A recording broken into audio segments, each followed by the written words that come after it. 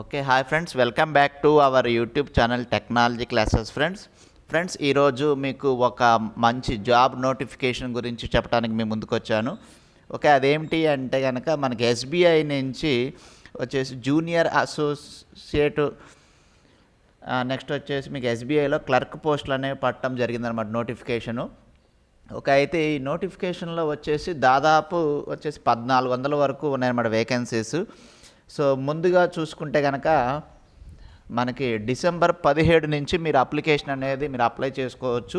And last date వచ్చేసి జనవరి 7వ తారీఖు అండి.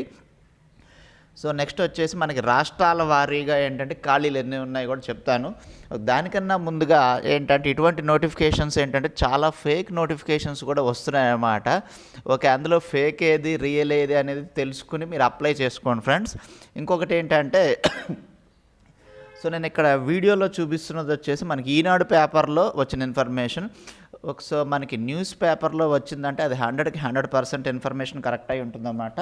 సో అందుకోసమే నేను ఈ వెరిఫికేషన్స్ అన్నీ చేసిన తర్వాత ఈ వీడియో చేస్తున్నాను.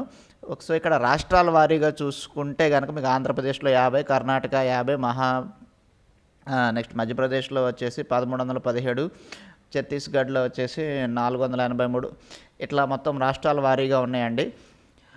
సో నెక్స్ట్ వీటికి ఎలిజిబిలిటీ, ఓకేనా.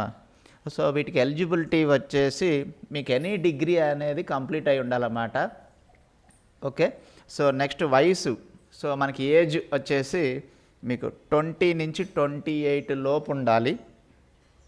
Okay, so next basic salary వచ్చేసి 26,000 ఉంటుందండి. సో నెక్స్ట్ వచ్చేసి మీకు ఎగ్జామ్ అనేది మీకు ఆన్లైన్లోనే ఉంటుంది. నెక్స్ట్ ప్రిలిమ్స్ పరీక్ష ఉంటుందన్నమాట. ప్రిలిమ్స్ మెయిన్స్ అనేది ఉంటుందన్నమాట ప్రతిదానికి కూడా. సో ప్రిలిమ్ వచ్చేసి 100 మార్క్స్కి. సో ఇందులో వచ్చేసి మీకు ఇంగ్లీష్ లాంగ్వేజ్ గురించి 30 మార్కులు ఉంటాయి. సో నెక్స్ట్ రీజనింగ్ వచ్చేసి 35 మార్క్స్ ఉంటుంది. సో నెక్స్ట్ 35 మార్క్స్ వచ్చేసి జనరల్ ఎలిజిబిలిటీ ఉంటుందన్నమాట.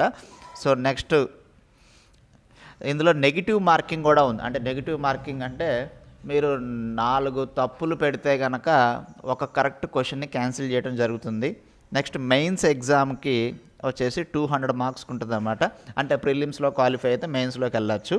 200 మార్క్స్కి ఉంటుంది. ఇందులో కూడా వచ్చేసి మొత్తం మీకు డీటెయిల్స్ అన్నీ కూడా మీకు నేను షేర్ చేస్తానండి, డిస్క్రిప్షన్లో షేర్ చేస్తాను లింక్, మంచిగా చదువుకోవచ్చు. సో ఇంకొకటి ఏంటంటే మీరు అప్లై చేసే ముందు మళ్ళీ ఒకసారి ఓకేనా, అంటే మెయిన్ వెబ్సైట్కి వెళ్ళి మాత్రమే అప్లై చేయండి. ఓకేనా, మీకు ఎక్కడ పడితే అక్కడ అప్లై చేయొద్దు. సో